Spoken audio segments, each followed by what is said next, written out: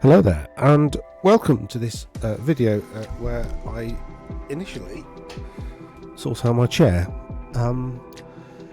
I've got some designs, I've got some background music. I hope it's not too intrusive. It's supposed to be a bit chill because, well, quite frankly, this is probably going to be a fairly long video because I'm wearing my England rugby thing ready for the Six Nations. That's going to be pretty cool. But anyway, that's not what I'm talking about. My name's Dan Elkington, and I'm a Warhammer nerd. I started decades ago playing the old fantasy, and the old world has brought me back to the hobby. I've been rebasing recently. There you go. There's a square base on a Chaos Warrior. I don't know whether you can see very well, but I've done like a kind of fallen Bretonnian, so they've all got like heraldry on there. Some of them I've started to paint up sort of like that with flaming weapons, and again heraldry everywhere. Loads of sort of different patterns like quarters, and that's another quarter. That's that's fields, that's a chevron, and then some like, I forget what that's called, but stripy. So yeah, including my guy with like a converted, like weird Darth Maul style sword, which obviously when I paint him in flame is going to look cool. And then I've just started. I did that a bit ago. Don't know whether any of you recognise the that was the cover of the Old Warriors of Chaos, I think, army book. And I've even sort of done as a bit of a tester. This is my Tzeentch Sorcerer Lord. As you can see, it's a Gaunt Summoner on a square base. It looks epic. So can't wait to get back into it. Anyway, I'm here to talk about Bretonnians. I love Bretonnians. Bretonnians were one of my favourite factions. The reason this is going to be quite long is because the Bretonnian list, because of this cover that you see here, there are actually 3 lists to talk about. So first off, let's start with the Kingdom of Bretonnia. So there are effectively 3 armies that you're allowed to take. You can either take the normal Bretonnia, you can take Exiles, or you can take an Errantry Crusade. Now, the flavour of all of these is pretty cool. The Errantry Crusade is essentially to represent some Crusaders, a very knight-heavy army, and there are subtle differences to how you build the army. Bretonnian Exiles are kind of exiles gone to the border prince. They're kind of like 100 Years' War British sort of troop dispositions. The first thing to note is that the special is normally up to 50%, but in Exiles it's only up to a third. However, you're allowed to spend up to a third on rare, whereas a normal, from all the other army books, you've got half on characters, 25% core, up to 50 special, 25% rare. The Errantry Crusade has at least a third core, so not 25%. You've got to spend more on your core, which are Knights Errant basically, which is not surprising, and Battle Pilgrims, which are a new unit for these guys only. And the Exiles have to have a unit of Yeoman. Yeoman Guard are, for reasons we will talk about later, amazing. They're brilliant.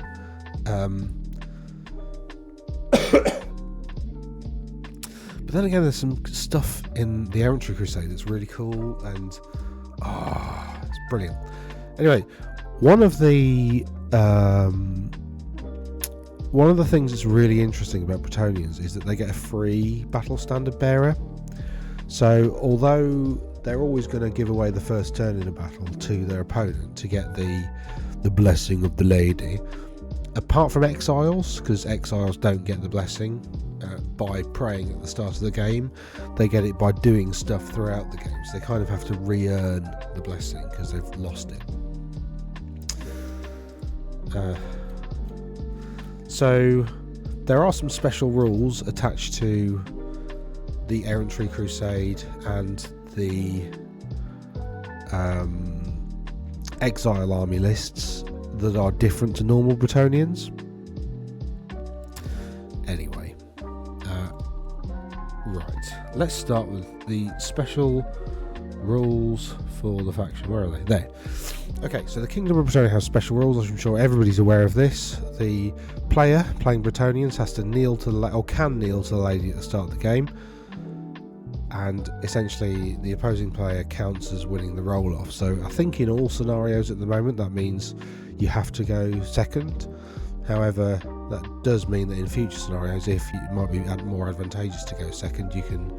I mean, to be honest, a Bretonnian army kind of wants to go second anyway, because you want to get the first charge off. So letting your opponent advance and potentially make some deployment mistakes as they're advancing can work to your benefit.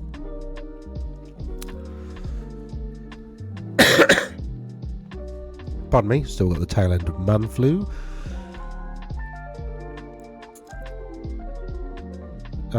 And this is interesting. So a mirror match meaning two of the same faction fighting each other. A Kingdom of Bretonnia mirror match means that neither player gets the blessing because they're all being dishonourable by fighting other Bretonnians. How very rude of them. They can lose the blessing, which is essentially if anything flees or refuses a challenge. So if you have a unit with like 3 or 4 characters, and your opponent issues a challenge, and let's say you've got a champion, a battle standard bearer, and I don't know, your duke. I don't know why you'd have that in a unit really. That would be a bit silly. However, if you did do that, then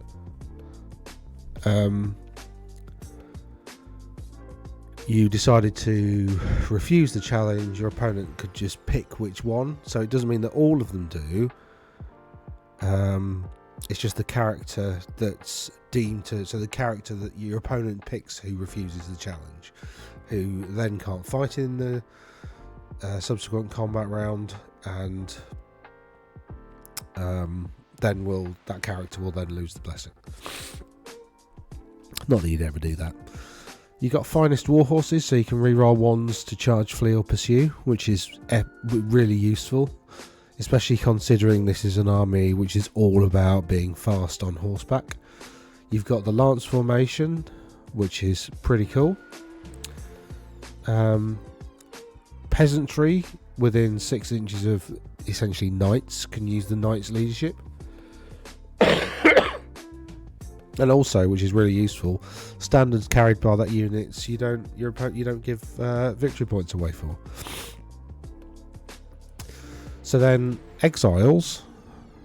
Actually, I'll talk about the differences between exiles and errantry and the main thing after I've talked about essentially what you get in a core like normal Bretonnia list.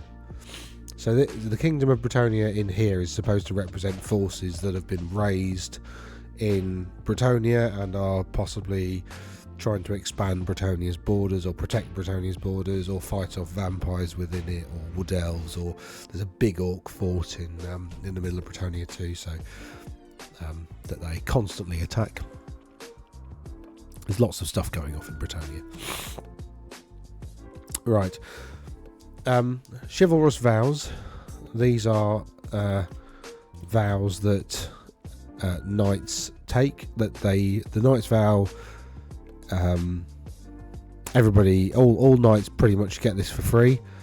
They essentially ignore peasants for the purposes of panic. Questing vow. They're stubborn. Stubborn's a great rule. So stubborn is essentially you can ignore the first time you lose a combat, you can just fall back in good order, which is great in Bretonnia, because falling back in good order does not lose the blessing. So that's pretty useful, because you don't want to risk that. So questing knights, I would suggest you just fall back in good order. And they can reroll fear, panic and terror tests, which again, rerolling fear is great. And they also ignore peasants. However, models with a questing vow, such as can't take a lance. So questing knights have the questing vow, then don't have lances as an option. However, you can give the questing vow to characters, so that's why that's there. It's a narrative based rule, really. They set down their lance and they take up a greatsword and then go and find the biggest monster to slay. And once they've slain loads of monsters, the lady might appear to them and grant her blessing. Which always reminds me of that thing in Monty Python.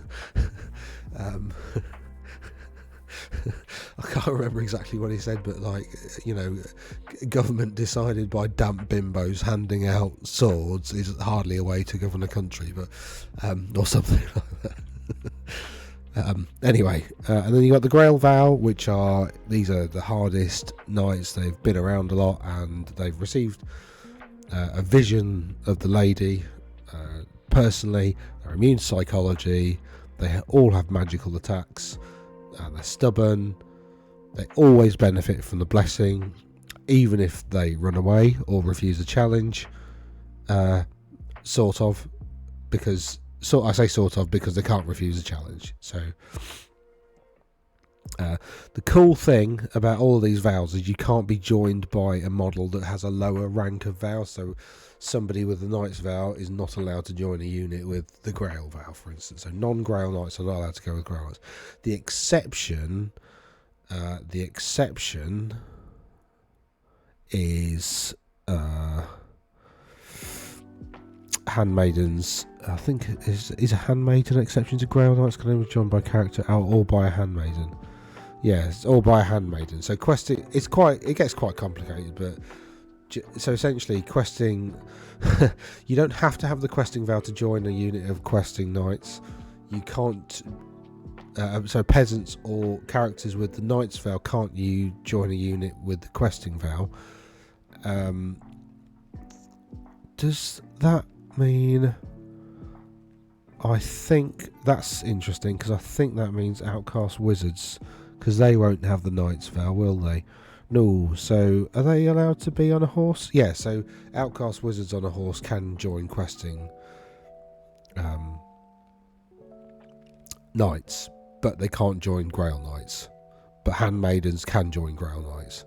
It gets a bit political. Anyway, let's have a look at the characters. So you see here I'll zoom in a bit so you can see the stats. You've got dukes, barons and paladins.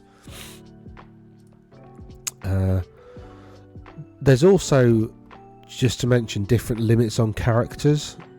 So some of the sub-factions can't take certain characters effectively. So in a normal army, you're allowed up to one duke per any points. You're allowed a baron or a prophetess per 1,000 points. So in 2,000 points, you can have 2 barons, 1 of each, or 2 prophetesses. Prophetesses are like your level 3-4 wizard. And you're allowed as many paladins, damsels, and sergeant at arms, which are basically peasant commanders, as you like. Whereas in exiles, they have outcast wizards instead of damsels. Damsels become 0-1 in the entire army, and you're allowed 0-1 baron per 1,000 points. So you'll note that you're not allowed a duke, you're not allowed the top character, as it were. And then in an errantry crusade, duke and baron and prophetess is the same. You must have a paladin. I'd give him the questing vow because it's cool. And then you're allowed as many damsels and peasant commanders as possible. So they're all slightly different in terms of what commanders you're allowed. But anyway, so you've got a duke who has a high weapon skill, high strength, toughness is pretty good for, a mortal, and, stat line as you'd expect. They're allowed all the Items that you'd expect, giving them questing values 15, grail values 20. They have access to magic items, blah blah blah blah blah. And they obviously have the rallying cry ability. And a Duke automatically has the Grail Vow already, so Barons and Paladins must upgrade to get the Grail Vow. So in effect, a Duke is 55 points more than a Baron is 95 points, more than a Paladin. A Paladin may be upgraded to be Battle Standard Bearer.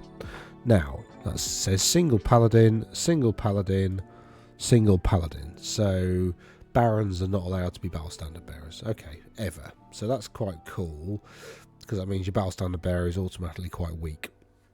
I mean, not tremendously weak, but still a little bit. Cool. Handmaidens are effectively damsels and prophetesses. So if we're looking, was it this one? No, they are always listed as damsels or prophetesses. Okay, that's cool.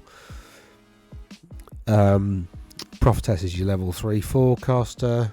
Damsel is your level 2/3. They're pretty weak. So you really want to put them in a unit. They have this ability that gives the unit they've joined the magical attack special rule, which for against demons, that's amazing, because demons only get their regen? Yeah, they only get their regen saves and ward saves actually against non-magical attacks, so that's pretty cool. It's also useful against ethereal targets, because ethereal targets can only be damaged by magical attacks. So handmaidens are very useful for putting in a unit. And also, if you put them in a unit of knights, and there's at least 5 of them, they can retire in combat. So you can move them. So essentially, you can put them near the front when they're moving around normally, so you get line of sight. But as soon as they're in combat, the handmaidens retire to the back, which is a free move, and so they're out of harm's way basically.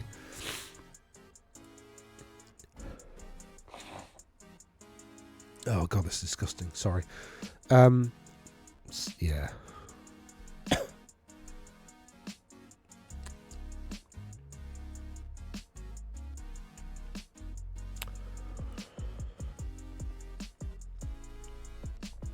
Sergeant at Arms have this ability, which I'm not sure it's 45 points.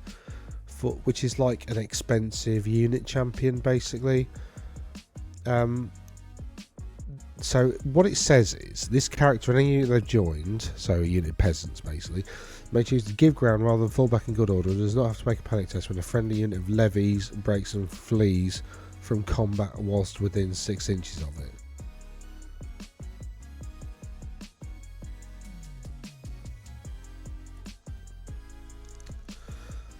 So it allows levies, which are peasants basically, to reroll panic tests as well. I think that should be a full stop additionally, because the verbiage here implies that you can choose to give ground rather than fall back when a friendly unit of levies, breaks and flees from combat whilst within 6 inches of it. That's not very well worded. I think this is one thing. So it effectively gives a unit shield wall, which gives you that ability. But I think shield wall is only against the first one. Whereas this is like permanent shield wall, maybe. I don't know. I haven't got the rulebook to hand. Additionally, it does not have to make a panic test with a friendly unit of levies, breaks and flees from combat whilst within 6 inches of it. So if you've got a peasant heavy army, this is probably useful. Otherwise, I mean, giving a unit, if you've got big blocks of peasants, it's pretty useful, I suppose, to essentially give it unlimited shield wall. Have I got... Haha, excellent. Let's have a quick look at shield wall. Yeah, so once... okay, so shield wall is quite limited. Once per turn, when it is charged, can choose to give ground rather than fall back in good order. So that's like permanent shield wall. Interesting. Mounts, as you'd expect. These are the mounts. Not everybody's allowed to be on a unicorn. Unicorns are pretty cool. Knights of the Realm on foot, which is, I don't think it's a new rule for this edition, but we have got new models and they look pretty good. They're okay. They've got Furious Charge, that's +1 attack on the charge. Movement 4. I mean, you could have an infantry heavy army and that makes them cool. You'll definitely want these guys if you're going to take Cecil Gaston, who's an exile, but doesn't have a mount, so he's an exile on foot. He's got like monster. He's pretty cool. If he kills like a monstrous character, I think he's basically a baron. Yeah, he's a baron. Oops. He's got this dragonhide cloak, which is epic because it reduces AP of non-magical attacks by 2, makes him immune to killing blow and multiple wounds, and he gets a 3+ ward against flaming attacks, which a lot of attacks have flaming, so that's pretty useful. He's got a pretty decent sword as well. It's got Monster Slayer. Obviously, you'd expect the Worm Slayer to be Monster Slayer, but he's on foot, so. And he has the Exile's Vow, which all exiles have, and we'll talk about in a bit. But so you'd want to take a unit of these chaps with him, I think. But other than that, I'm not sure what use they are. Like over normal knights, because if you compare them with like mounted knights, you get 2 and a bit of those for every mounted knight. But knights are so cool. I'm not sure why you'd want them on foot, really. You've got other stuff to go on foot. And actually, arguably, they're not really as good as the peasants. I'll show you why. Because peasants, they've got 2 champions. So they've got a Grail Monk and a Yeoman. Yeoman. So if you've got 2 vowels next to each other, just a pronunciation guide, you kind of combine the 2 sounds. So, like, AE is pronounced ash. It's called an ash, so you pronounce it ah. So technically, like the Warhammer version of demon should be Daemon, but you kind of open your mouth and go ah.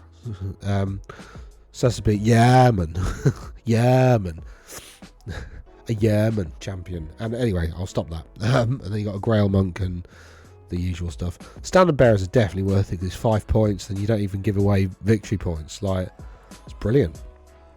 Same with squires, like 5 point for a standard, but it doesn't give away victory points. I'd be tempted to spam a load of squires with standards just to annoy my opponent and say, oh, you can't take that one, it's worthless, it's only a peasants. I don't care about that. No. Knights Errant compared with Knights of the Realm. I think historically, there was one edition of Warhammer where Knights Errant were sort of better than Knights of the Realm, because they saved a lot and they had some cool rules. So I don't think, the rule that Knights of the Realm have that's amazing. I love counter charge. I think it's fantastic. Where the bloody hell is it? Oh, I've done it again. I've gone too far. Counter charge. Here we go.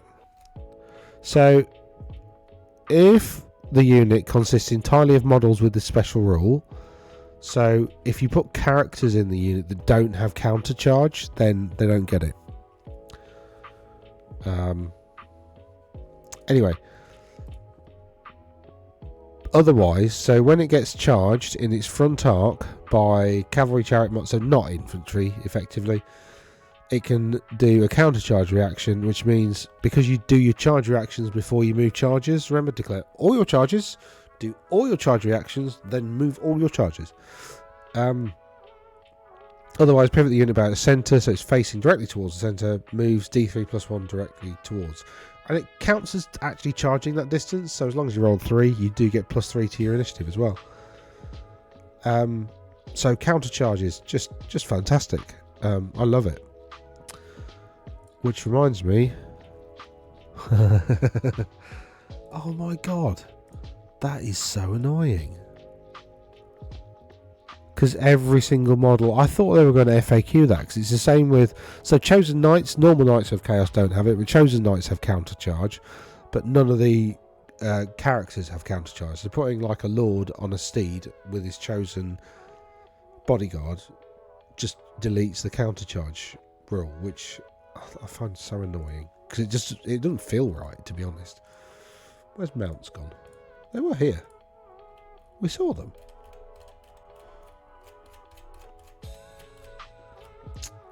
Ah, there you go. Bretonnian War... Okay, so Bretonnian Warhorse does give you counter charge. It's the Warhorse that gives you counter charge.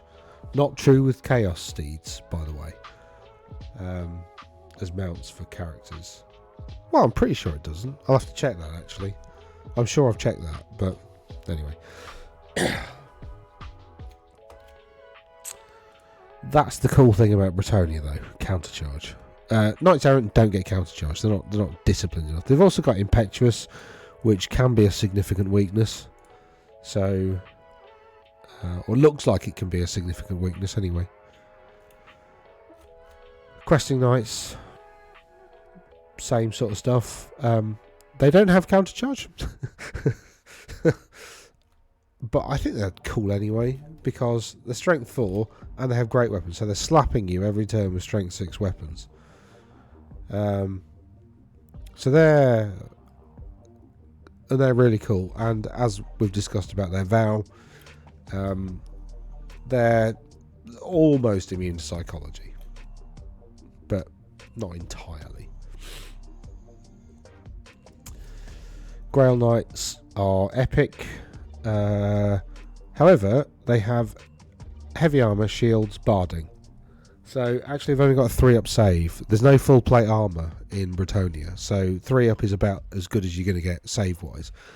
There are some magic items obviously that add 1 to your save, so you can probably get your Duke or Baron up to a 2-up. Living Saints is pretty cool. Every model can issue and accept challenges in the same manner as a character. So I think that can be pretty useful in certain circumstances. Well, you got Pegasus. I love Pegasus Knights. The rules are fantastic. They're monstrous cav. They've got 2 wounds each.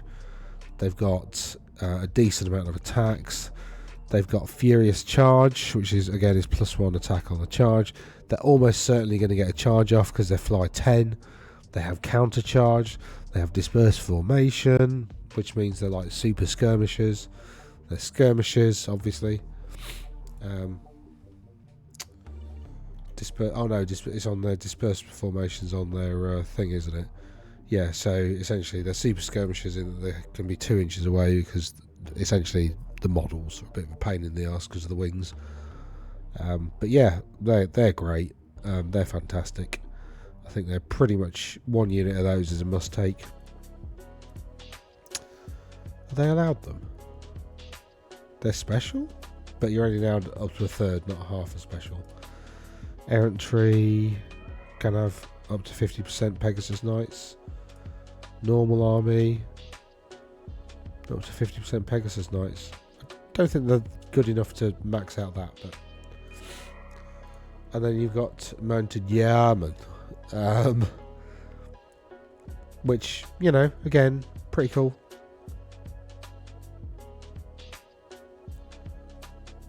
Wasn't there... What have I missed? Yeah, I've missed something. So you've got the Men-at-Arms, which is basically 2 champions. The Grail Monk is allowed this thing called a Blessed Triptych, which gives it stubborn. It's also got Shield Wall. So, just as a reminder, stubborn basically gives you first time it's required to make a break test, automatically falls back in good order. Shield Wall means instead of falling back in good order, you just give ground. So the first time anybody charges into this unit with effectively thrusting spears without the initiative thing, so you get 2 ranks of attacks. They are weapon skill 2, so they're a bit rubbish, but they just don't fall back for 25 points. In order to make that worthwhile, right, you probably need about 30 in a unit, because then you're essentially giving them stubborn for less than a point each. And because you've got a Yarman and another as a champion and a Grail Monk, even if your opponent challenges you, you can accept it with the Yarman, and then the Grail Monk is still there to give it stubborn. So there's like no way that well, unless they allocate attacks to the Grail Monk, which they're probably going to do, which means they're not going to be killing as many of your men-at-arms. So that's brilliant. They've also got Horde and Warband, which means their current rank bonus is added to their leadership, and they're allowed +3 to their rank bonus. So that's kind of why you want 30 in like a big 6x5 block. So your opponent's got to kill 7 of them. He's going to find himself in a challenge with the champion anyway, because you should probably issue one with the champion yourself. And also he's going to have to allocate a few attacks to the Grail Monk to try and get rid of him. So they're probably sticking around. Even if, you know, he manages to kill, your opponent manages to kill both of them, you've still got essentially leadership 8 men-at-arms, which actually strengthens the case for this other dude, doesn't it? The Sergeant at Arms. Because actually targeting, yeah, he can't possibly, unless he targets the Sergeant at Arms at the same time, and just makes it really very difficult for your opponent to get rid of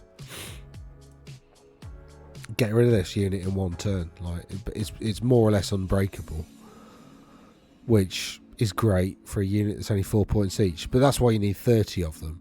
But even say 30 of them, that's 120 points with like 120, 145, 155, 169, 169. And then if you put this other character in, which is what, 45?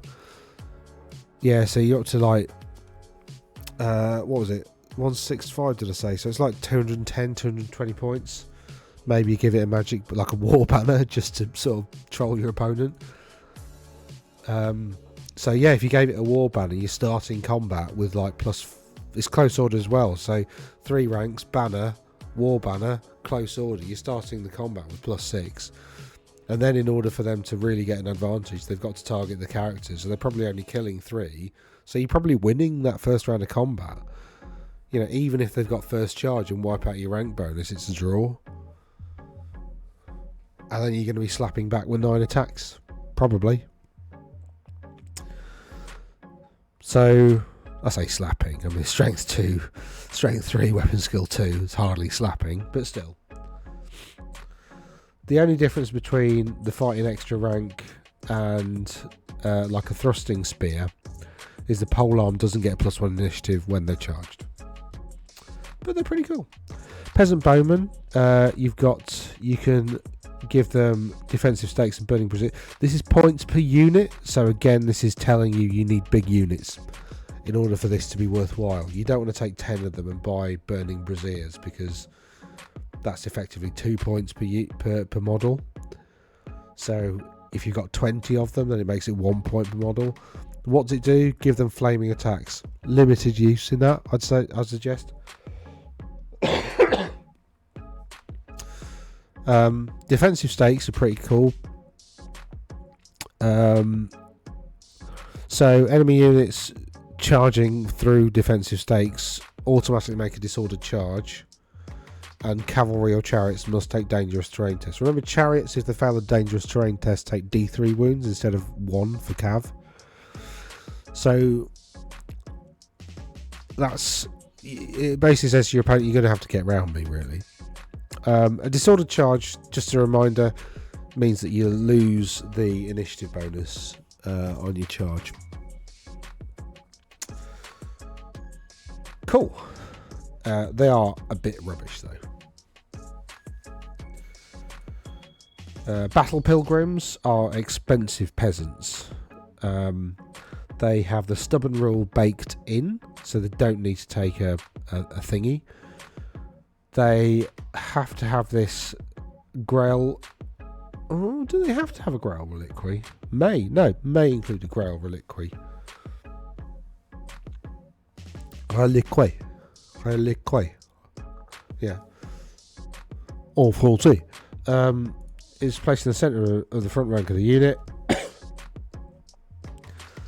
It takes up the space of 6 models in the middle, and it's sort of placed lengthwise in the middle. You got to kill all the battle pilgrims first, and then the reliquary takes a few. It's a standard bearer and a musician, and while it's near Grail Vow models, the unit gets immune to psychology and unbreakable. So they are expensive peasants, but again, if you take them in a big block and like you give your battle standard bearer like the Grail Vow and just pop it near them, then you know that makes this unit unbreakable. Got light armor and shields. I mean, you know,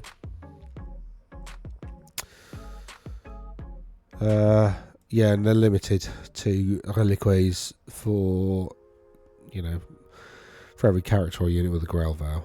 But they're okay. I'm not really sure on the use, because as we've already discussed, men at arms you can make practically unbreakable. So, like, why you'd pay double for a unit that it doesn't even have? It's just got hand weapons. Like, the hand weapons aren't special. So, like, meh. Doesn't have a champion either.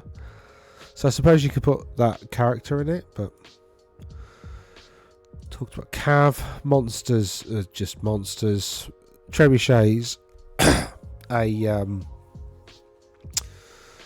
essentially it's a stone thrower, so it's got a 3-inch blast, which is the little one. It's higher strength than a stone thrower, because I think a stone thrower is 4'8" rather than 5'10", and it's got a bigger AP in the middle. But you can't move it. You can pivot it. You know, war machines can pivot unlimited amount of times, on an unlimited number of occasions in your turn. So you can pivot it all you like all the way through your turn, but you just can't move. So yeah, a bit weird. These are like extra things, magic items, but they're not magic items.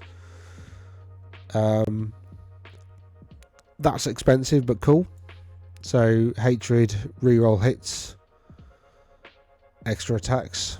That's quite nice. Killing blow on Monster Slayer is horrendous, but you can't use a magic weapon.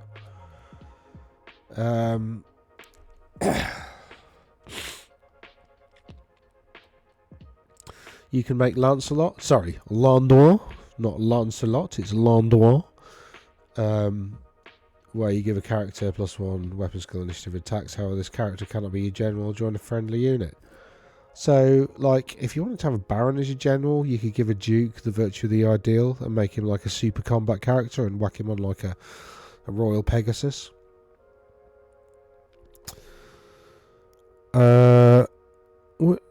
What's the one? No. Where is it? That's great.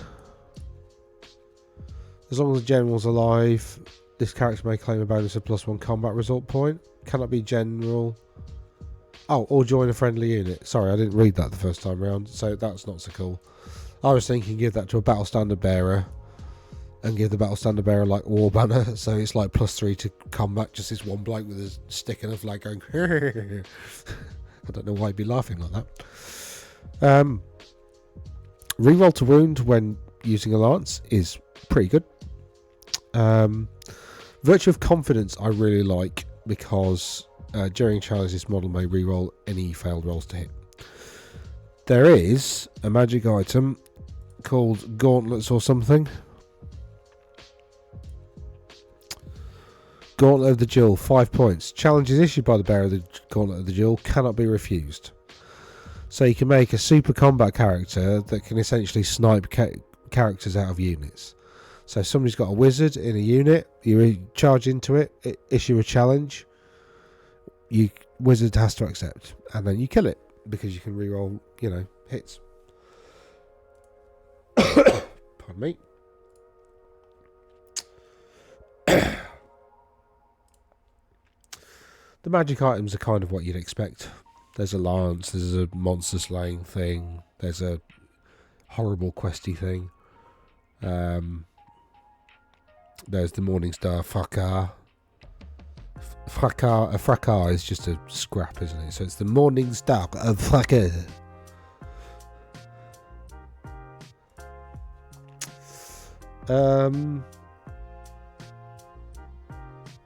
Yeah, I mean, that's pretty cool, but errant knights aren't that good anyway, so meh.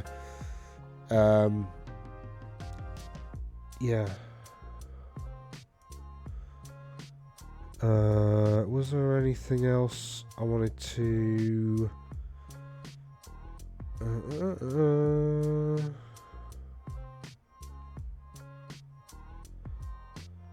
No. We've done all that. Chivalrous Vows we talked about. So these are signature spells that you can swap out instead of the signature spell of the signature law. You can't swap out. You only have one signature spell basically. So you got Lady's Gift, which is an enchantment which gives regen, 6 up or 5 up. This is why you always want a level 4 wizard in your army, because you've got more chance of getting the enhanced like things. 5 up regen, make combat target a friendly unit in combat. That's awesome. So you can cast it when your unit is in combat as well. So 5 up ward against higher strength attacks, 5 up regen, and your 3 up armor save makes you a pretty survivable boy. Burning Gaze is like a 5d6 inch like cannon bounce that gives you a strength 4 hit, no armor save. That's pretty cool, and it's a magic missile, so can't be cast in combat, but pretty cool. Lady's Wrath gives it's a ranged self, gives the caster mounted unit +1 modifier to strength, improve the AP by 1. That's amazing. Like, if you can put that in like a unit of Grail Knights, like they're now strength 7 on the charge, AP 3. They're just gonna tear through anything like it's paper. Yeah, strength 7. Yeah. Something about the lance formation. Basically, the fighting rank is the front rank, and the problem with the lance formation is it doesn't really ever get full ranks, because a heavy cavalry, like your first full rank is this one, so you have to take 10 in a unit to get a rank bonus.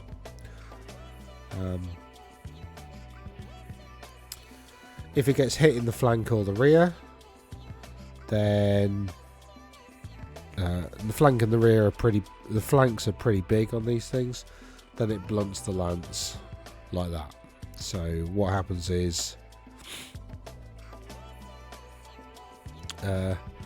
if you blunt the lance, you essentially you file up to the unit that charged you and then square off the unit.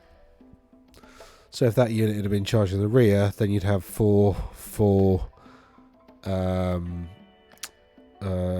many is in that? 10, so 4, 4, 2. If you get charged in the front, it doesn't blunt the lance.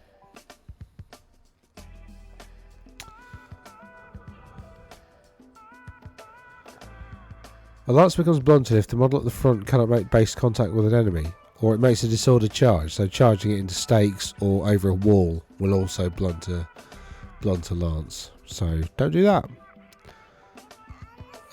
It's charged by an enemy unit but does not or cannot perform a counter charge. So if you can't do, you must do counter charge every time. I mean, you'd want to anyway. I don't know why you wouldn't want to. Just remember, I suppose, when you're using Bretonnians to like make sure you're out of charge ranges where you don't want to be charged, because a counter charge just helps your opponent get in range. And in terms of like the model cannot make base contact, that would be, I think that would happen if there was like a really long range charge and you just can't wheel enough, so essentially this model clips, but you'd still wheel more, wouldn't you? So that would be, so moving an extra 2 inches, I don't know, because wheeling 2 inches will take you to like there. So I don't know when that would ever come up, but yeah, whatever.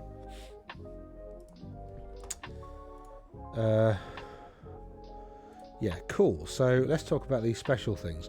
So exiles get outcast wizards.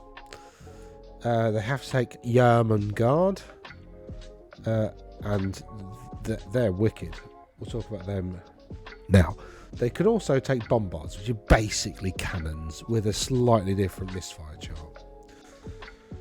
So, exiles, they've got a special character, Cecil Gaston, the Wormslayer. No one drinks like Gaston. I'm not going to start singing. As I'm roughly the size of a barge.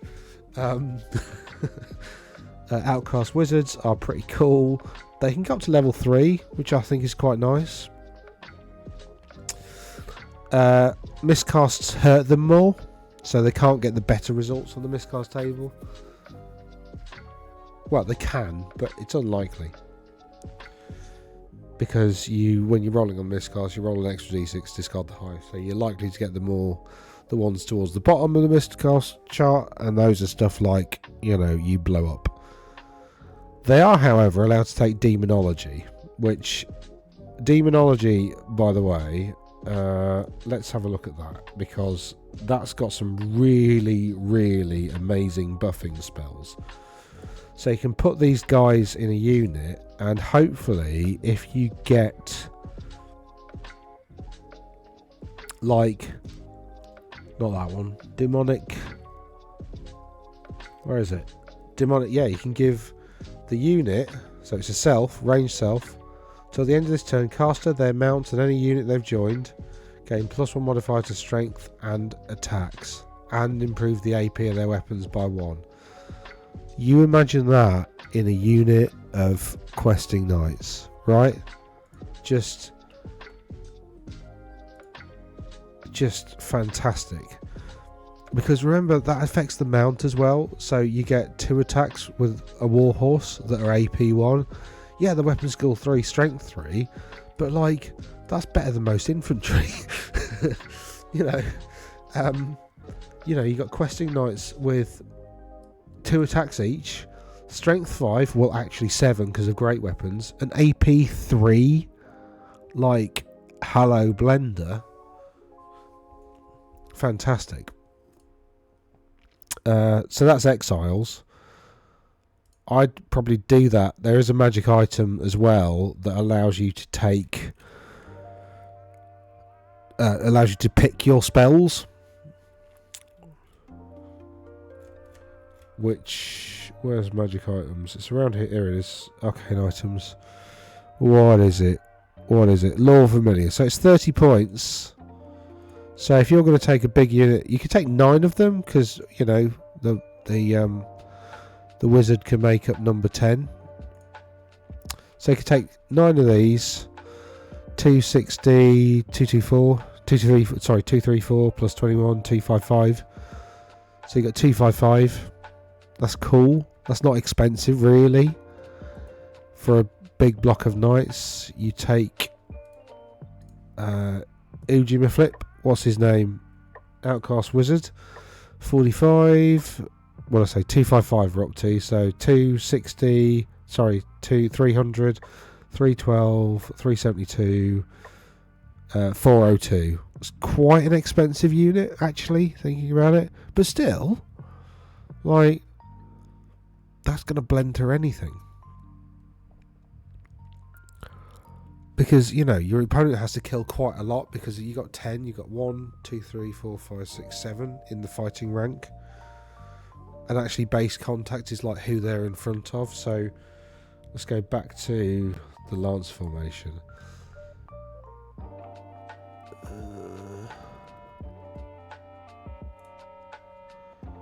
So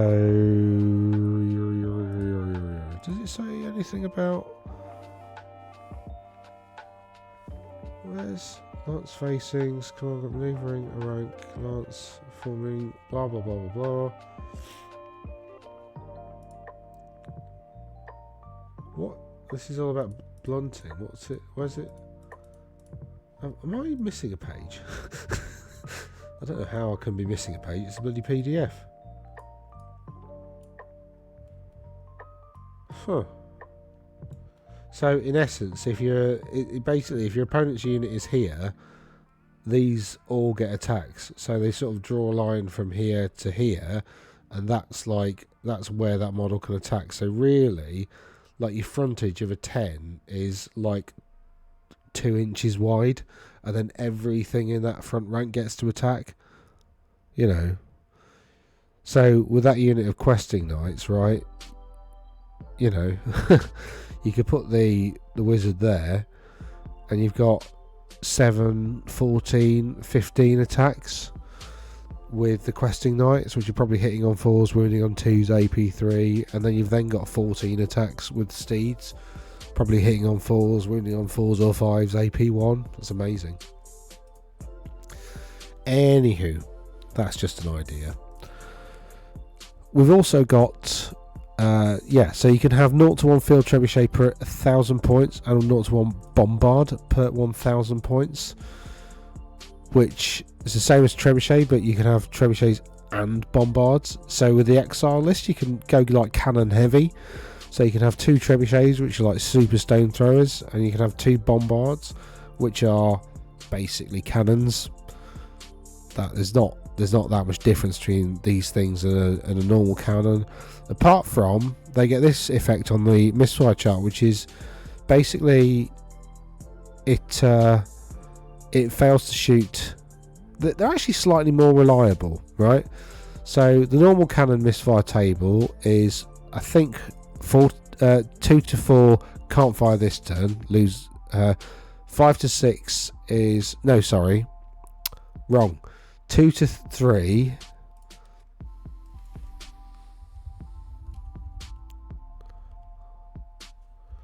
Oh my god.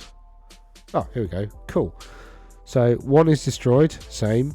2 to 4 is malfunction, so loses a wound, fails to shoot this turn, and can't shoot next turn either. 5 to 6 is just can't shoot this turn. So that's pretty bad because, you know, 2 turns of not shooting is pretty terrible, really. This one can't do that. So it either has loses a wound, can't shoot this turn, just can't shoot this turn, does shoot this turn, but as though you'd roll a 2 on the artillery dice, but can't shoot next turn. So they're more reliable. And cannons normally cost about 100 points anyway. So I really like bombards. I think they're cool. And a bombard, by the way, is like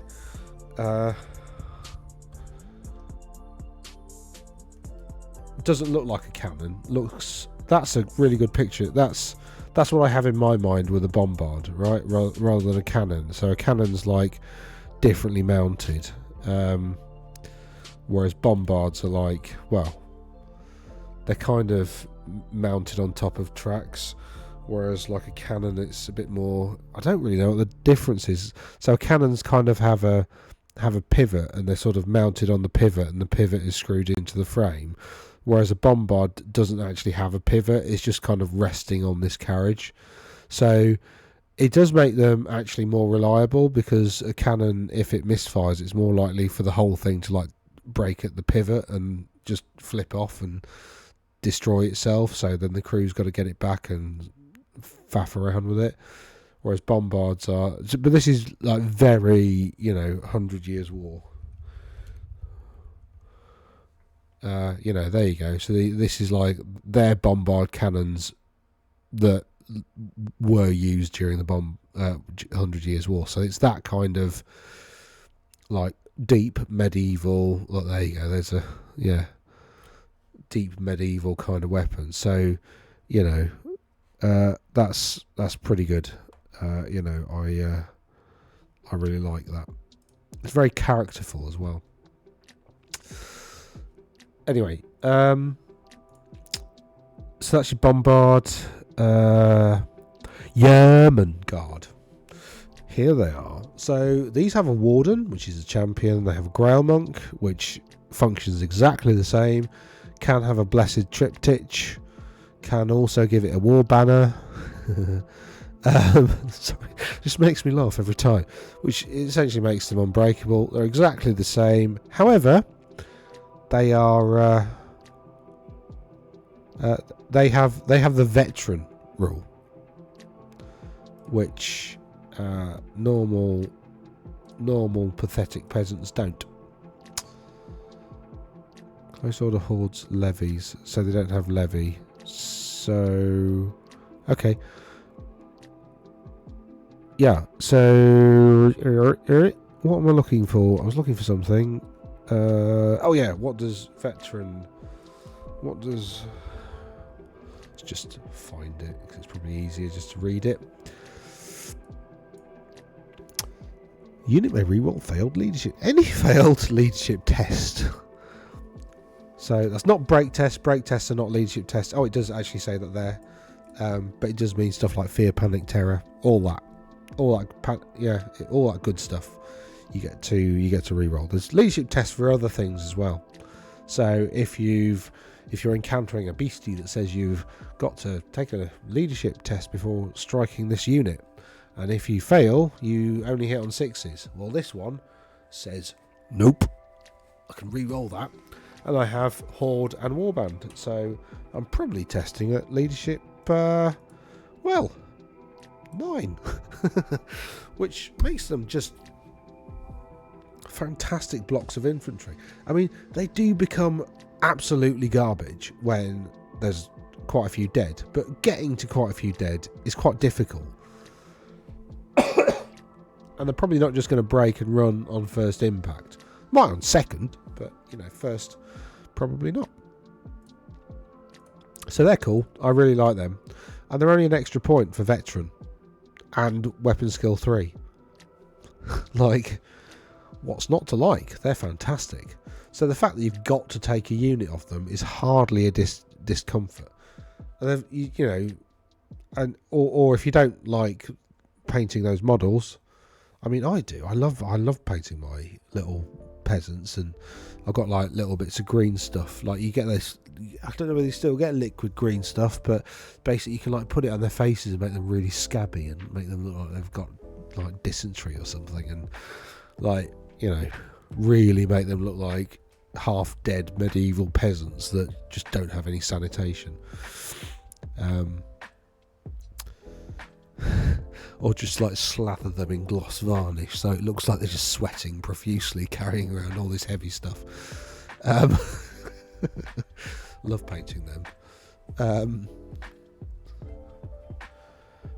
So you got what else have you got? Mounted yeomen, which aren't new, and you're allowed border prince brigands. These are essentially pistoliers. So they've got horde, impetuous, levies, motley crew. So motley crew means they're all allowed to have different units.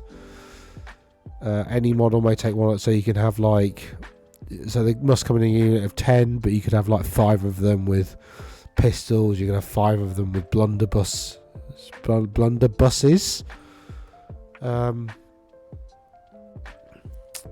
So you can essentially use the blunderbusses for stand and shoot. They're open order. However, you can... where is it?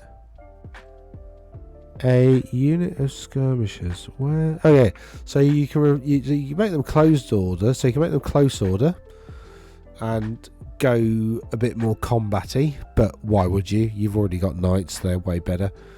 They are cheap. I mean, I'd probably make them skirmishers. They're not mounted though. They're just like little peasants that run around with a lot of weird and wacky weapons. So they're pretty cool, and you can give them ambushes or scouts.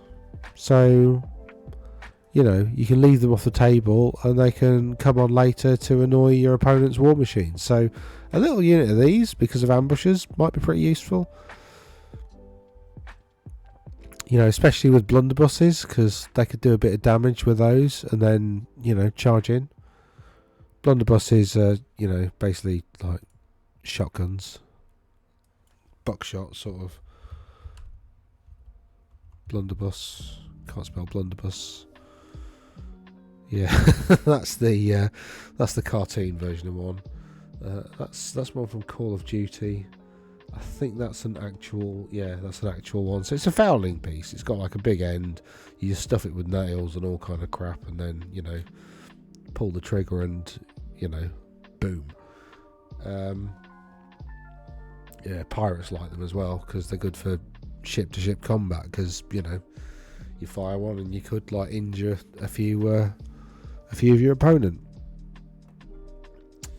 So they're good. So that's the Exiles. So they're very kind of 100 Years War, piratey sort of stuff. Right. Good night. That was my daughter. Elise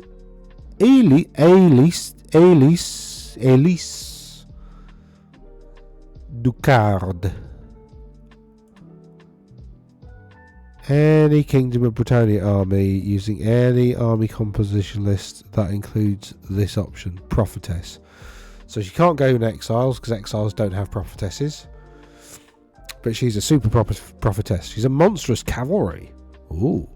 She's on Ariandia, which is there a model?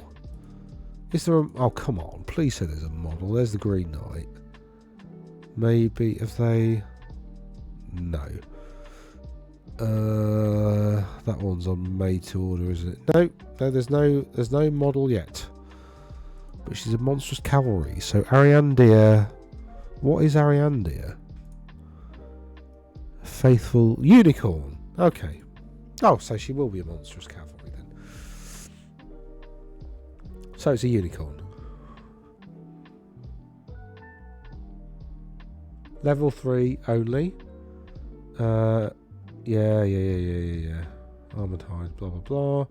Arcane backlash. What's she got that's normal? So she's got beguiling aura, which is you've got to take a leadership test before attacking her. If you fail, you're hitting on 6s. That's the same with all like enchantresses and stuff. She's got blessing, countercharge, law of the lady, magic attacks, magic resistance 2, shield of the lady, stomp attacks, and swift stride. She's got these things as well.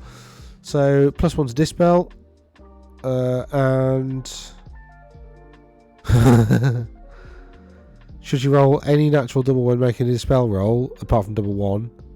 So if she rolls a double and she's not outclassed in the arts, then the spell is unbound and the casting wizard immediately loses a single wound. So you've got like it's a 5 in 36 opportunity, so nearly a 1 in 6 opportunity of automatically unbinding it and causing your opponent a wound. That's disgusting, actually. Especially, yeah, she's pretty good. Level 3 is not looking so bad.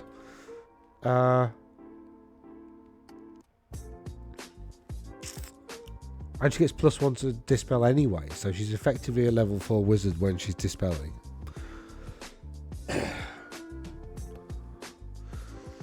whilst within this model's command range, enemy characters that attempt to use any special rule or magic item that requires them to take a leadership test, rallying cry, for example. Guess what this is for? Suffer a -2 modifier to their leadership characteristic to a minimum of 2. That's disgusting as well. Pretty cool. And she may discard 2 of her randomly generated spells and select 2 signature from the Law of the Lady.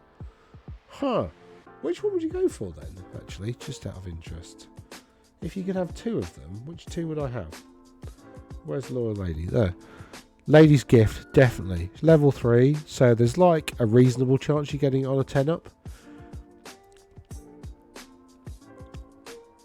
And probably Lady's Wrath.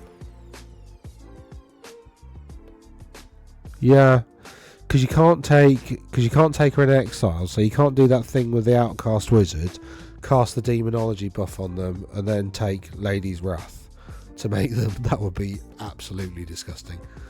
I love how they've seemingly like headed off all these ridiculous combos at the pass. Like, it's pretty good. What level? What she just knows elementalism. Is that the same for all wizards here? No, they're allowed battle magic. Battle magic's cool. Elementalism and illusion. So elementalism is that's pretty good for peasants. Yeah, that on a unit of like near unbreakable peasant warriors. 5 at wound, disordered charge. Yeah, that's pretty horrid. Plague of Rust is pretty horrid. I quite like that. Yeah. Yeah, boy. That's nice. I like her. She's got good rules. How does she compare points-wise, actually?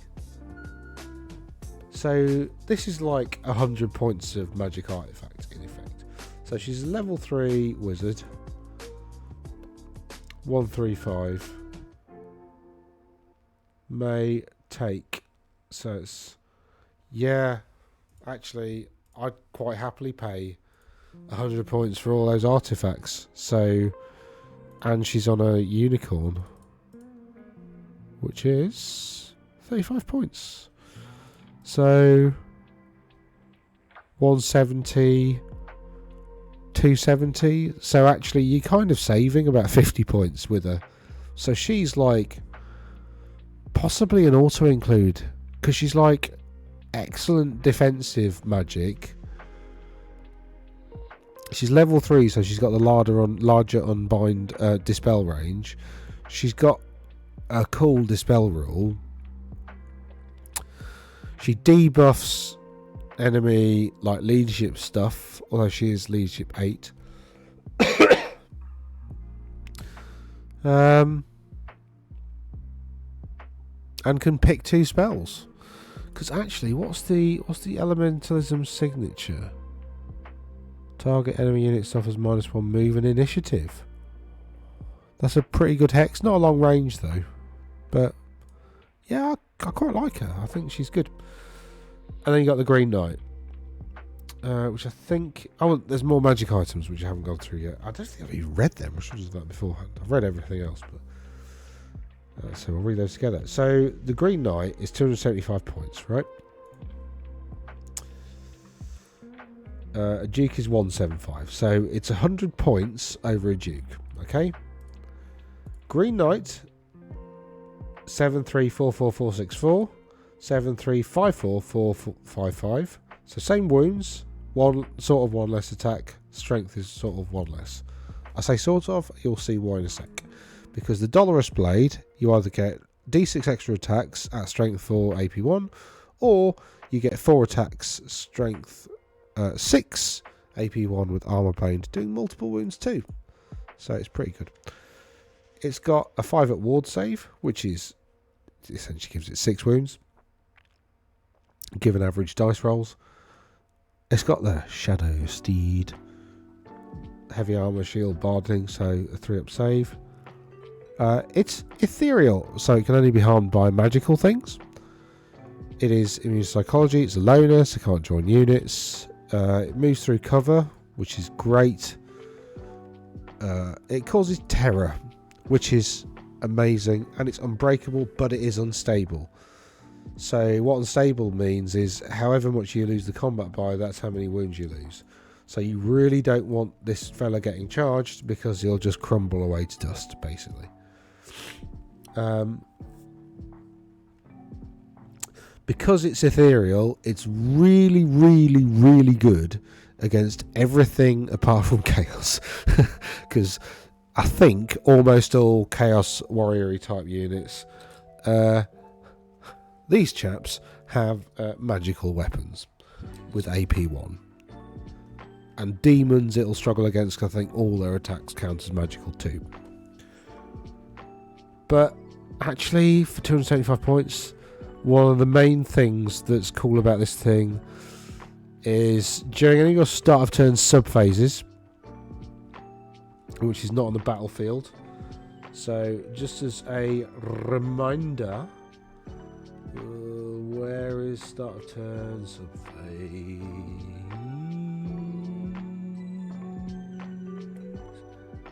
Lord, where the hell is it? Magic. Start of turn sub-phase. Start of turn sub-phase. Start of turn, so right at the start, before rallying. So this is start of turn stuff. Then you have command stuff. Then you do conjurations, enchantments and hexes, and then you rally. What that means is you can't rally your wizards and then do enchantments and hexes. It does mean you can rally wizards and do magic missiles, but not enchantments and hexes, effectively. But anyway, so right at the start of the turn, you roll a dice on a 3-up, he's awakened. So he's not reliable. When he awakens, you can be replaced completely within any natural terrain features. So completely within. So not an inch away from. He's got to be in it, but remember he moves through terrain anyway.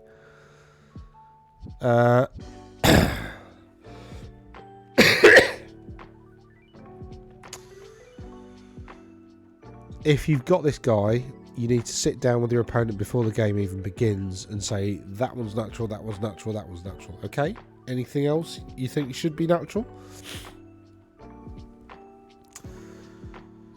Rather than moving normally, he can, if he's in a natural terrain feature, not engaged in combat, he can teleport to another one. When he appears, he can't be placed within 1 inch of an enemy unit. However, because this happens in the start of turn subphase, he can charge. And remember, he's got movement 8, he's got swift stride probably. No, he hasn't got swift stride. Ooh, that's weird. Huh. He's got move through cover, so he's not -1 to his move. But it doesn't mean he's 8 plus the highest on 2d6. Really? He's not got swift stride? Huh. That's weird, isn't it? Anyway, I still think he's great. Because I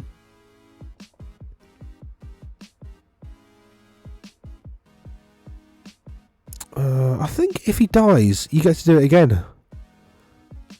He just keeps coming back, doesn't he?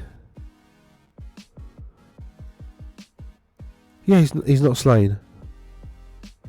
However, each time the Green Knight is slain is weakened is -1 to the dice roll. So the first time it's and -1 to his wounds.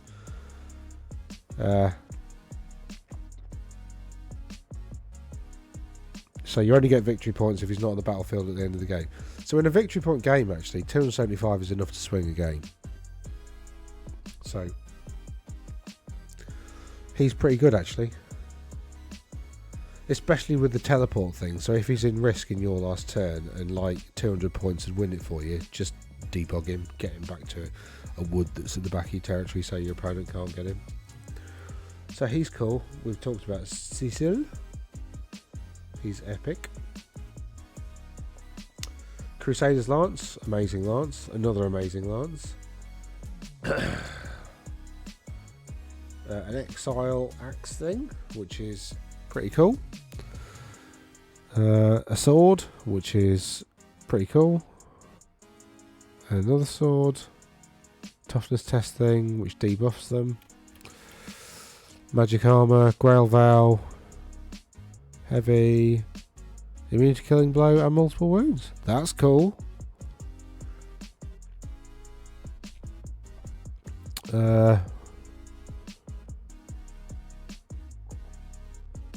Ooh. If your opponent rolls a 1 to wound, then they take a hit.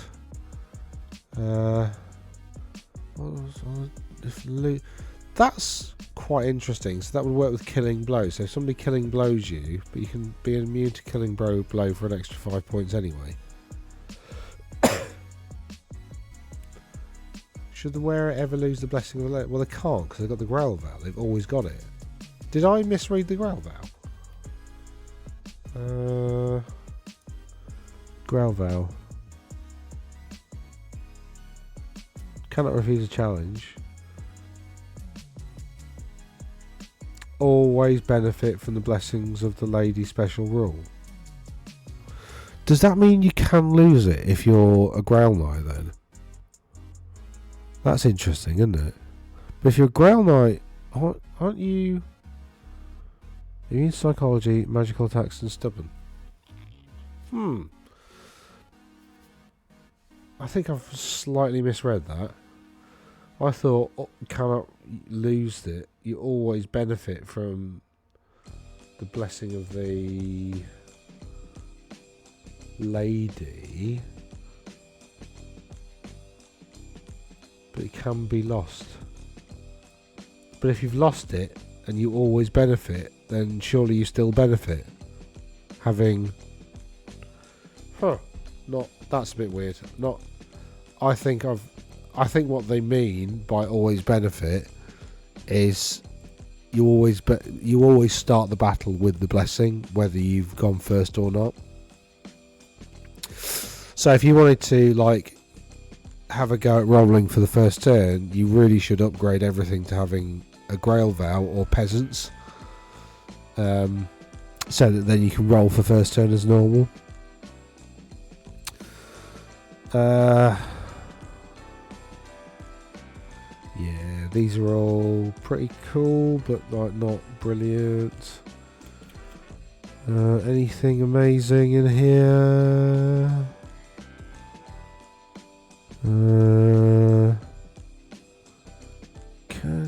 Mounted on a warhorse only. Okay, so that's not for Pegasi.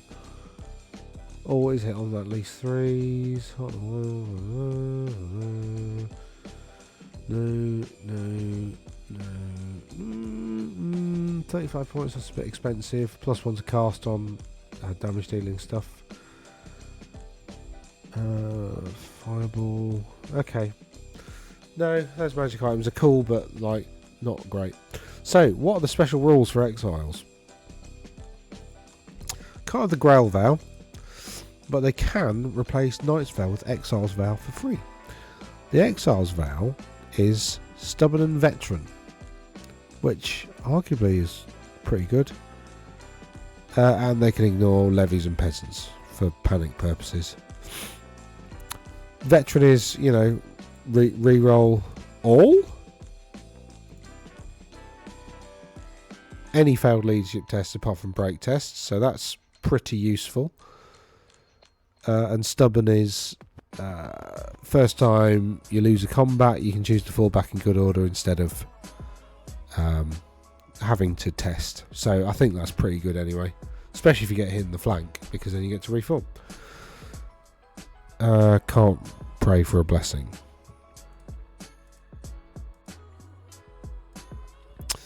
That's it. So they've got cool units.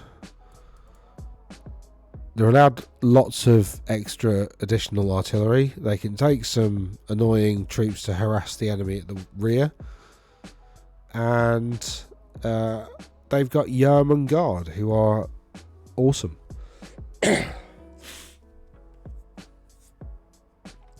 And you can take Cecil Gaston the Worm Slayer, who's probably worth his points, and whack him in some Knights of the Realm on foot. So you can have like a largely foot army, and then you can take some Pegasus Knights to round it off to provide a bit of like cavalry range threat. So Bretonnian Exile army looks pretty cool. You take Questing Knights and the Outcast Wizard, like I said. That sounds like a pretty decent combo. Yeah, I mean, there's a lot going for this. Errantry Crusade looks a bit kind of meh until you look at these special items.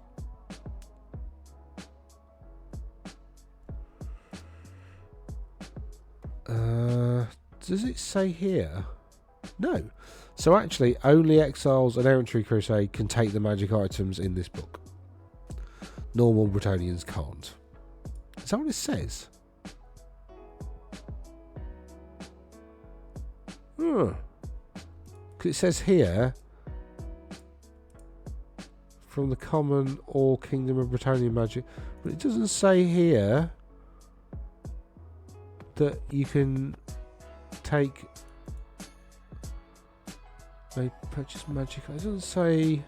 Not sure about that. That's a bit unclear. I'd assume that like all Bretonnian, because the thing is, some of these say like Errantry Crusade only on the Crusader's Lance. This one says Exiles only. This one, you know, doesn't say either. So why would they say Exiles and Errantry? Yeah, I'm not sure about that. Anyway, special rules. Where are we up to? An hour and 20. Alright, I wanted to do this in under an hour and a half. So we're nearly there. This is the last bit. Errantry Crusade. The following characters gain the Crusader's Zeal, and they can replace Knight's Vow with Crusader's Vow for free. So all of these knights basically get this. Increase its maximum possible charge by 1 and +1 to charge rolls. However, gain impetuous. So +1 charge, max charge range going up by 1. Because remember, your max charge range is normally 6 +3 for swift stride. So even if you roll a 12, your maximum charge is only 9. So rolling a 12 will help you in terms of wheeling and getting into combat, but you can only declare a charge against a unit that's your movement +9. These movement +10, right? And you get the +1 to the roll anyway, so that's a bonus. So you still only have to roll a 9 or more on sort of 3 dice in order to actually get a 10-inch charge off, which with your 8-inch move, which is better than these dudes, Chaos Knights, they've only got a 7-inch move. So essentially Bretonnian warhorses ignore the fact they've got barding. That's baked into their movement stat. In old versions, it used to be if you have barding, you -1 move, whereas Bretonnian warhorses didn't do that. So that's now just baked into the rules. They're just better than everything else. So yeah, you've got an 18-inch potential move, whereas my chaps are still limited to 16. So you got an extra 2 inches on me. Don't want to admit that. So that's pretty good. Chivalrous Vow has Veteran. So, and it doesn't take panic from peasants and stuff. So, Veteran is probably better than Questing Vow, possibly. Is it? It's not better than the Grail Vow. But Questing is stubborn. Oh, stubborn. Do you take Stubborn or Veteran? That's a really tough choice, actually. Because it's got Veteran sort of anyway, because it can reroll Fear, Panic and Terror, which Veteran will give you. Questing Vow doesn't allow you to reroll leadership checks for other purposes, like leadership test or else you're hitting me on 6s sort of thing.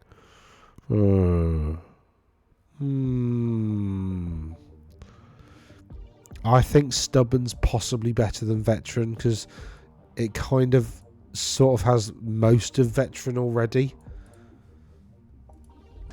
So you probably don't want to do it on your questing knights and grail knights,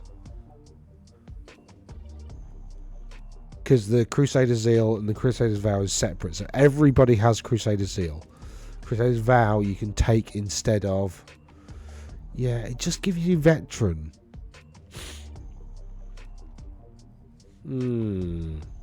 However, if your characters have... Oh, that's interesting. Because if your characters have Crusader's Vow, they can join questing knights now. Because... questing vow units, so questing knights can't be joined by knights that have the knight's vow or peasantry. So actually you could just take your battle standard bearer, give it Crusader's Vow, and then whack it in a unit of questing knights. So you don't have to pay to upgrade your BSB 10 points to give it the questing vow to stick it in some questing knights, because you get that for free. So that's sort of interesting. This is the best. This is absolutely the best. Enemy standards is worth 100 victory points as a trophy war. So if you look at like most of the scenarios you're going to be playing, in terms of like winning battles, victory points, 50 points for each standard, right? Battle standard bearer is just another 50 points, right? This one gives you 100 victory points per banner. So if your opponent's got 5 banners and you get like, if you get 5 of them, right, like each one, well, that's another like 200. That's probably like another 150 to 250 points, victory points per game, just for free. So that's amazing, especially if you think you could take the Green Knight on an errantry crusade, right? And so you've basically got like a 500 victory point tally before the game even, well, more or less before the game starts. And there's not really much drawback for that. You know, it's not like you can't take stuff. Because you can still take... You've got to take Knights Errant, but you can take Mounted Knights of the Realm to fill up your core anyway. You could take those Battle Pilgrims, which are unbreakable, you know, and stick a Paladin with the Grail Vow like behind them. Just sort of saying, march on, chaps. Don't mind me. Well, unless it provides you succor. You can still take Questing Knights. You know, you can spend up to 30 points, so like 330 points on Grail Knights, which gives you an extra like 1 or 2. But still, like, that's pretty cool. Yeah. And you can take Inner Circle Knights. So if you want some super heavy cav with a 2-up save, there you go. You can take them as mercenaries if you want. So that's pretty good.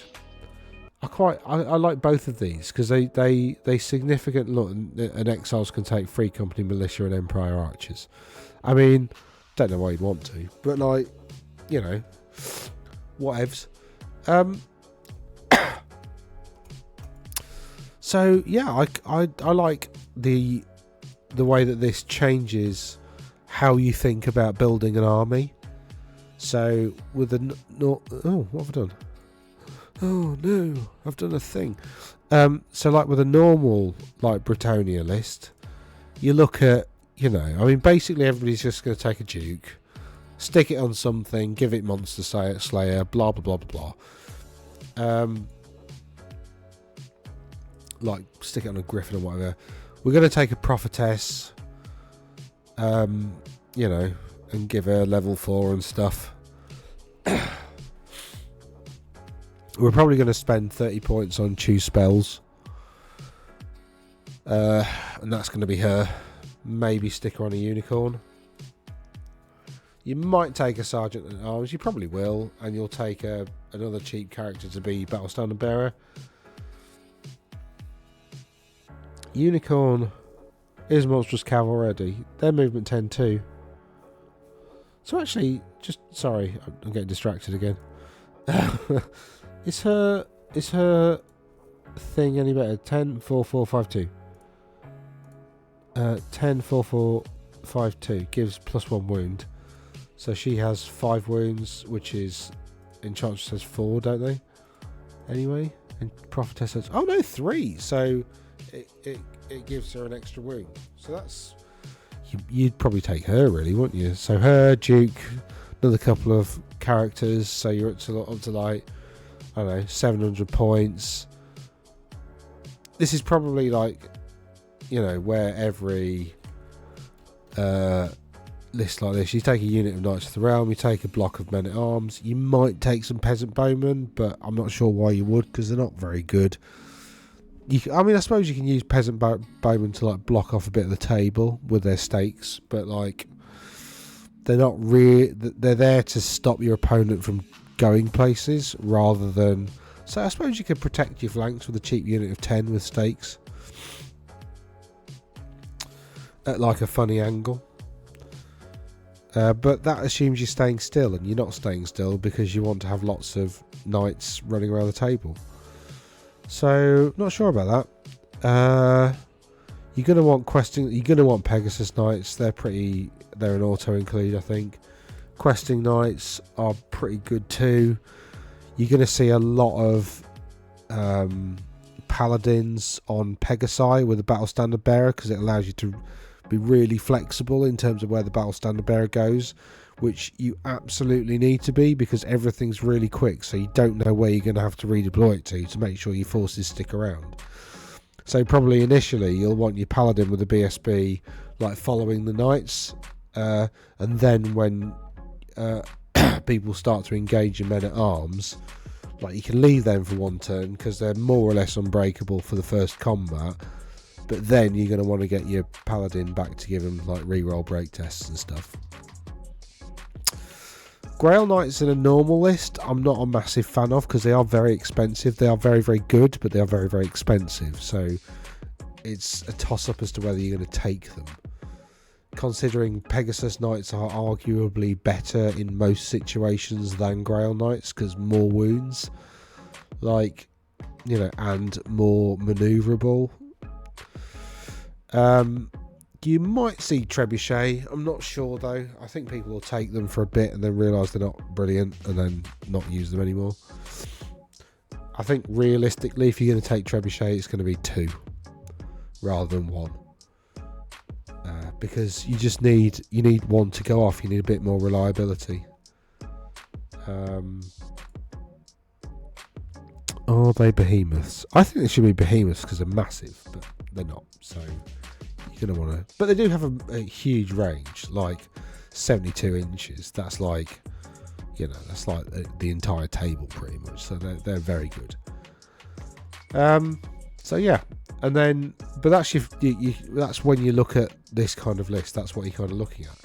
Whereas actually, if you then look at exiles, you're thinking, well, you know, I should take a Baron. I might take some Foot Knights and take Sir Gaston. I can't take Elise Ducard because she's a prophetess and I'm not allowed one.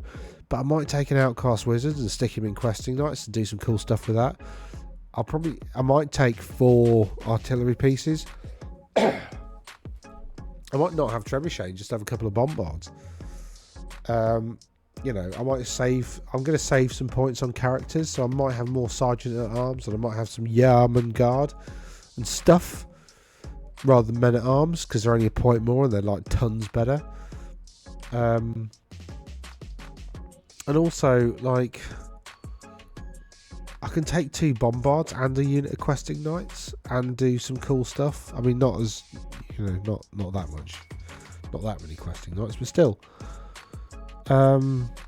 Yeah. Whereas your Errantry Crusade, you're like, right, I need to break units and capture banners, because that's what gives me points. So, you know, I'm allowed a Duke, so I'll probably have one of them. I'll probably have a Prophetess. I've got to have a Paladin as a BSB anyway, so I'm going to do that.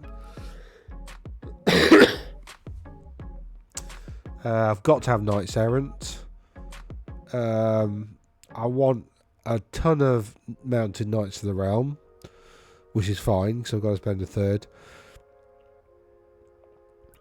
Not sure I actually want Pegasus Knights in this, because I want to give them all the special vow, and that would make them impetuous, which means they've got a declared charge range of 19 inches, so it'd be really difficult to stop them from having to charge when I don't want to. Whereas the other stuff, it's actually quite easy.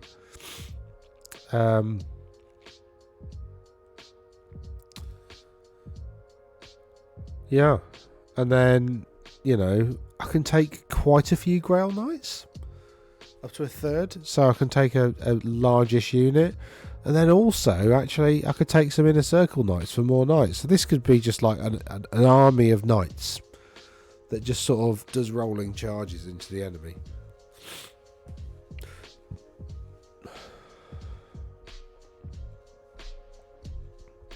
So yeah, it really, every single army, this like makes it look a bit more infantry and a bit less mounted. This leans into everything on horseback. And the normal Kingdom of Bretonnia is like a bit of a balance between the two, and other stuff as well. So, and actually, you can take 25% of Army of Infamy stuff anyway. So actually, in this army, you can take up to 25% of. But you've got to have a unit of men-at-arms anyway, so I think the point of Yeoman Guard is that you can take them like instead of in a Bretonnia. Yeah, you've got to have them, so they're the replacement for men-at-arms. So that's a definite upgrade because they're definitely better. However, you're not going to ally them into a Bretonnia list. I don't know. I mean, weirdly, says any Kingdom of Bretonnia Army of Infantry composition list.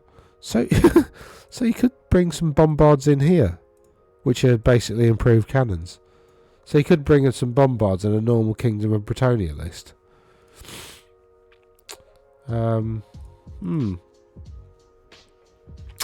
Interesting. Oh, the other thing about Exiles is they can't pray to get the ward at the start of the game, but they can get it later by doing cool stuff. So actually that kind of leans you more into doing some peasantry type stuff, because knights don't get a ward save, so they're a bit less survivable than normal Bretonnia knights. So if you wanted something in between that and that, you could probably take a couple of bombards. It's up to 25%. Allied contingent, so then you need a character as well. So an allied contingent is one that follows these rules. So actually, Exiles, you'd have to take a unit of Knights of the Realm, you'd have to take a unit of Yeoman Guard. And you'd have to take a little mini general for that contingent. So you could probably only squeeze in one bombard in 25%, maybe. No, you can't, can you? No, so you can't do that. Sorry, that's me not reading it properly. It's because like an ally contingent is one that follows the normal rules. So if you had like a 10,000 point game, for instance, you could take. You'd probably want to take. Or if you had an 8,000 point game, for instance, you probably want to have a 2,000 point errantry crusade or exile list in that. But so yeah, that's the video. I've gone on for ages, but that's mainly because there've been 2 books to go through, lots of weird and wonderful interactions, and some really cool special characters, some really cool named characters that I really like the rules for. And I think actually all of them represent a bit of a point saving on what you'd spend building a character kind of separately. So arguably, I think they're all worth taking. And the really cool thing about these special named characters is they're not game breaking. They don't do something in particular so well that they create an unassailable problem for your opponent to deal with. They're really good, really nicely balanced. So again, and actually the things that are cool and the things that are better, they're not like game breakingly good. They're just sort of slightly better in a different way, which is, I think, really good. It's so well written. Again, Like, I'm so impressed at all of the old. I mean, yeah, there's a bit of clarification where something's not, probably been proofread too much, to be honest. It's Murphy's law of proofreading, isn't it? The more proofreading that you do, the more obvious and stupid the mistake is. Like, you spend all your time proofreading an article and you miss a spelling mistake in the title, right? That's just life, isn't it? So, there's some bits that are like, I'm not quite sure what they mean by that.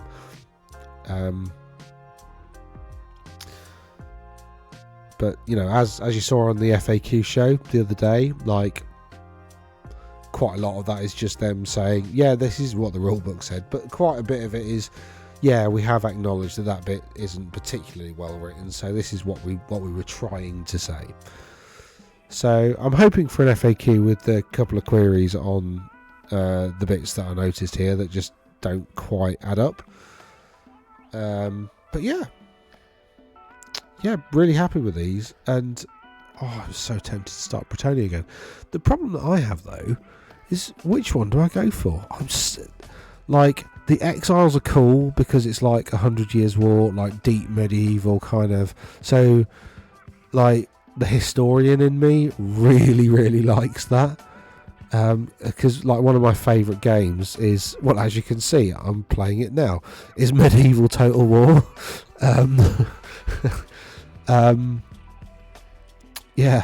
So, I don't know. So that's really cool because it massively appeals to me. The Errantry Crusade, like, just having a field full of knights just sounds epic. Like, it would probably be rubbish because you're reliant on, like, smashing through your opponent, so it's either going to work or not. So the problem with that kind of list, especially if you're taking it to, like, a tournament, is, like, there will be some armies that you'll just auto win against because they can't answer the question of tons of knights, and they can't answer the question of getting charged every single turn. So, like, Wood Elves would really hate an Errantry Crusade, but there'll be some armies that will automatically just beat it, like probably Chaos Warriors. Who else would probably anything? Dwarves would just automatically beat it. Like, you just wouldn't stand a chance against dwarves. You just can't kill enough. So, like, there's some things that it really works against and some things that it doesn't. So it's either effective or not. But it would look cool. I think, actually, arguably, if I'm going to do something I'd go like the normal army list and go a bit more balanced. But there are some crazy things within Exiles that are actually very powerful. But there are fewer knights on the table, and you're a bit more reliant on peasants and infantry stuff, and you lose your ward save. So, yeah, I don't know. I think the standard, probably, boring as that may be. But then again, actually, Exiles, you can pick your targets, can't you? And just pick off smaller units and go for small units with banners. Yeah, maybe. It's a different play style, and I think that's the cool thing. Like, it's all Bretonnia, but each one of them is a totally different play style, but it's still Bretonnia. So you still get to faff about painting heraldry, which I actually really like doing. I'm quite good at it. So, oh god, I'm going to have to buy some Bretonnians again now. Anyway, with that said, I've gone on for a long time. I hope you've enjoyed this one. It's been really fun to record this one, actually. I've really enjoyed myself. I hope you did too. Who's that YouTuber? I hope you had fun. I know I did. That's Let's Game It Out, isn't it, Josh? Yeah, he's great. Anyway, yeah, I hope you had fun. I know I did. Yeah, catch you at the next one. I did this Bretonnia video just before I go, actually. I did this Bretonnia video because somebody said, can't wait to see Bretonnia. And I thought, well, I wasn't going to do these ones because, like, they've already been, I thought, done to death by other people. But still, you want my opinion on it, you got it. And, anything, I do listen to whatever people put in the comments. I try to respond to everything. So, if you want to have a chat in the comments, do. And, I might not respond instantly because I actually have a job. This isn't a job. This is just fun. Bit cathartic. But anyway, I'm going to stop waffling on now and say toodaloo and catch you around soon. Oh, like the video if you've liked the video, and subscribe, all that, maybe. I don't know. Toodles.